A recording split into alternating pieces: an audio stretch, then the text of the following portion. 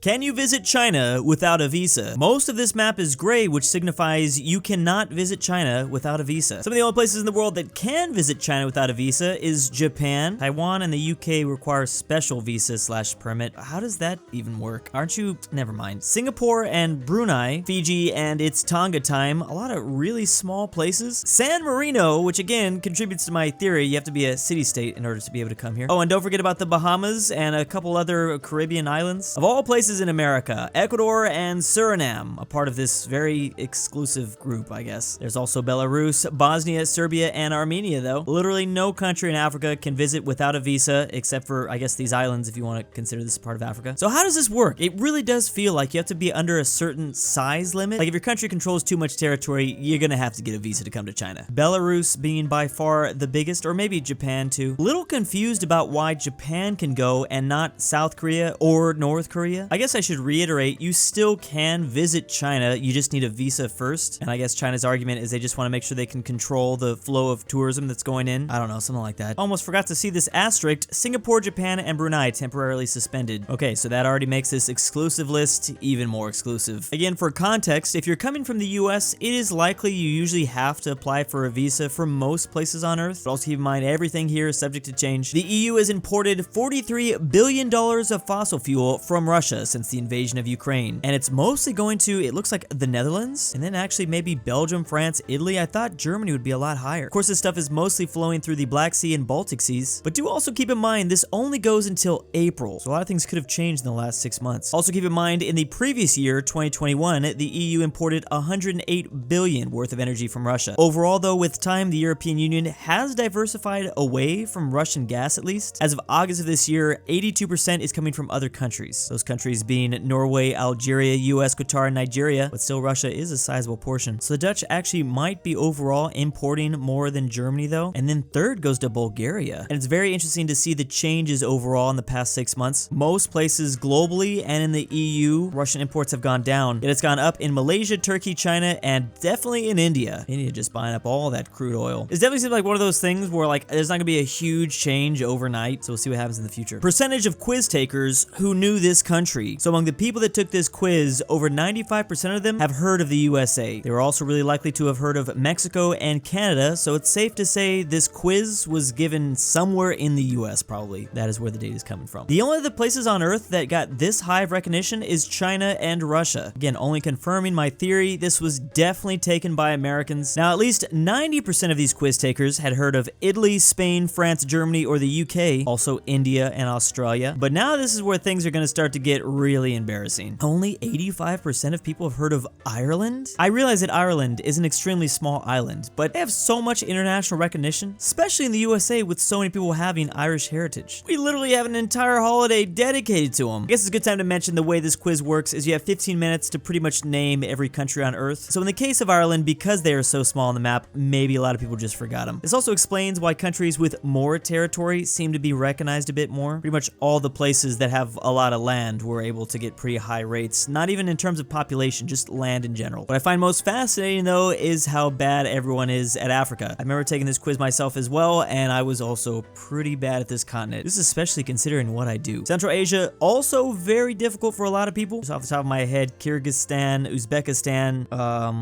that land area thing has got to be confirmed right now. All the small countries got really bad numbers. Like, of course, a lot of people are going to forget Singapore, even though Singapore is pretty internationally recognized, I would say, or even Qatar for that matter. Just funny to see all the difficult spots in terms of geography. Central America, of course, Suriname and Guyana. Hilarious to see this place still really nice and green because it's still technically French territory. I don't think anyone knew that this was French Guyana though. It's just a guess. Also seems to be if you are a bigger island, you probably have a pretty good chance of being recognized in the quiz. Look at how high Iceland got on the list. I don't know, I just wouldn't expect that. More people knew of Madagascar than the Philippines. Those penguins really had a global impact, didn't they? Cuba has a higher life expectancy than the USA right now. The dark blue line represents Cuba in the 1960s, and the red is the USA. There was a little bit of a difference back then. We also have Latin America down here in the dashes and the EU up here. So interestingly, this is not the first time Cuba looks like they might have passed up the US in life expectancy. Also happened sometime around the 80s, and then again throughout the early 2000s. Look as the EU line just continues to rise up, but then there was a sharp dip downward for the US during the pandemic, and Cuba has a pretty big lead again. again. That small Caribbean island nation is approaching 80 on average life expectancy. Hey, we're not doing so good here in the US. Hong Kong and Japan are actually number 1 at 85. Then Macau, Switzerland, Singapore, Italy, Spain, Australia. You gotta go all the way down to, I think, 40th place, 46th place to get to the USA. Surprisingly recently invented foods, or foods that feel older than they are. Like nachos from Mexico, that's only like 80 years old. It's like a staple in Mexican cuisine now. But then again, it does kind of require potato chips. It's not like the Aztec were out here eating those. We also have Mongolian barbecue, invented in 1951, of course from the country of origin, Taiwan. Yo, what is this that Spain has got? I've never heard of that. A lot of British and American cuisine popping up on the list. Hawaiian pizza by the Canadians, of course. I'm actually surprised that was that old. Like, who could have thought of this monstrosity 60 years ago? It seems like something that would have been so recent because it's just...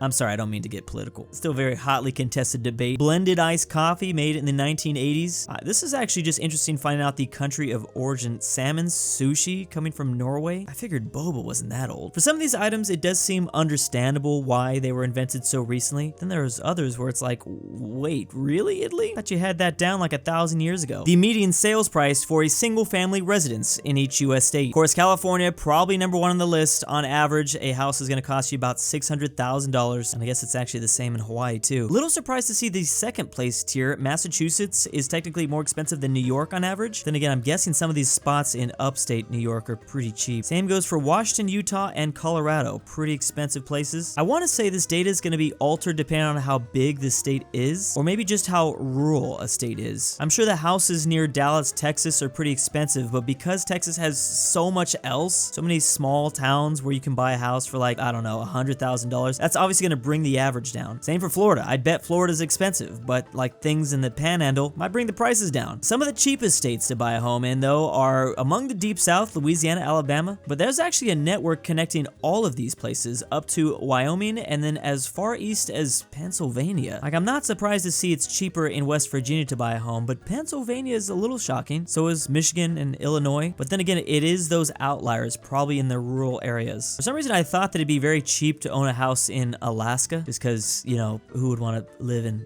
Alaska, but that's still pretty expensive, it looks like. Somewhere between $300,000 and $400,000. I just want to see how bad Canada would be. Every high school baseball field used in the state of Hawaii. Now, believe it or not, I'm actually not a huge fan of high school baseball in the state of Hawaii. However, I do find the variety here really interesting. Look at some of these really odd shapes, like from this high school. Now, this is what a normal baseball diamond should look like, yet for this place, it stops on the right side at 236 feet. It goes all the way up here, which is 518 feet away. That's not even like even near center plate. It's like super lopsided to this way, and then it goes back again at 600 feet. This looks more like a rectangle, if anything. If you're one of those kids that tends to hit the ball towards the left, you're just not gonna have a very good game. You gotta make sure everyone's hitting towards the right. You'll hit home runs all day. It seems on average, most high schools in Hawaii have pretty normal baseball fields. I mean, somewhat normal, but then there are some random ones that get really freaky. Like, why is this one 750 feet away? Well, I know why. I mean, it's probably just because the lack of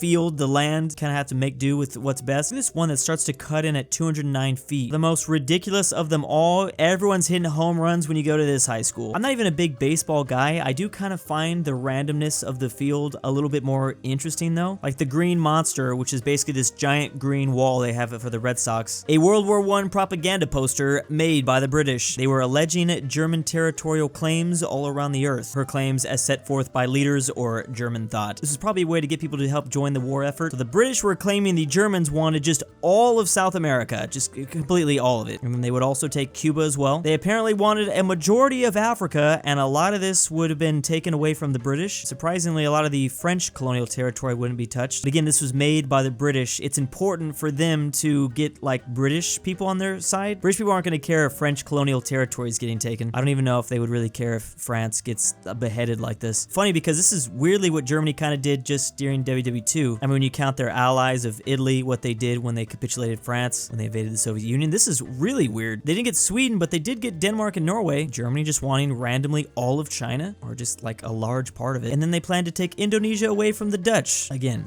allegedly. But you know what? I do gotta give them credit. They do have sources and different information explaining like all the stuff. It's not like they just randomly pulled all this stuff out of nowhere. But I don't know how trustworthy this is. Should Belgium take part in the war, it must be struck off the map. Like, okay, we need to liberate the seas. To obtain it, we must have Egypt. This was just made by a German professor. Regardless, this is probably a pretty good marketing strategy here. The continent of Antarctica is actually bigger than the continent of Europe. Now, are these the true Antarctica borders, or is this like with it still frozen? Because things might be a little bit closer if all that ice melts away. Regardless, this map really just shows how impressive it is when people do like huge treks across this continent. Keep in mind, it's literally like the most dangerous continent known to man. Like, you can literally just freeze anywhere, and it would be under like, what, 5 minutes? This does not seem like a very fun journey, but it doesn't seem impossible with this route. I mean, nearly impossible considering you're, what, in negative 20 degrees Celsius? Make that negative 49 degrees Celsius, at least on average during the winter. The literal translation of country names. Now, the US is not that interesting, just the United States of Amerigo. What is that? Ah, it's like the Latin root meaning. Canada's name literally translates to the village, which actually stems from possibly an Iroquois word. Brazil literally means red like an ember. You would think there'd be a little bit more red in their flag then. Land of the many rabbits? Really, Spain? Land of the Franks. Franks French.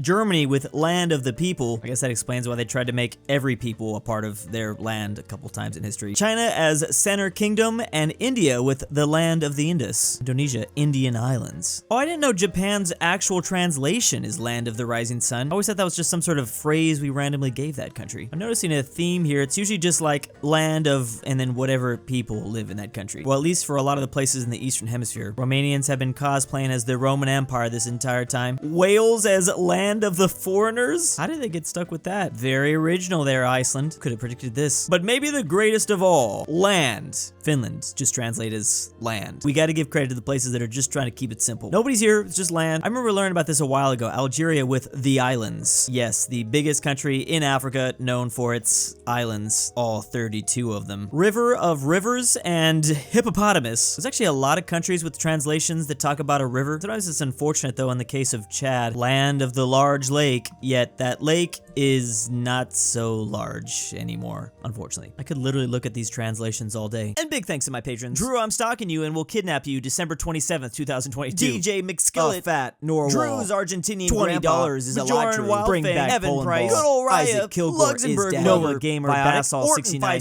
Patrick. Phresh Animations. RyeThePie. Scottish Tokyo. If you hear this, I love you. The Mexican Twickenhamster. And why am I doing this?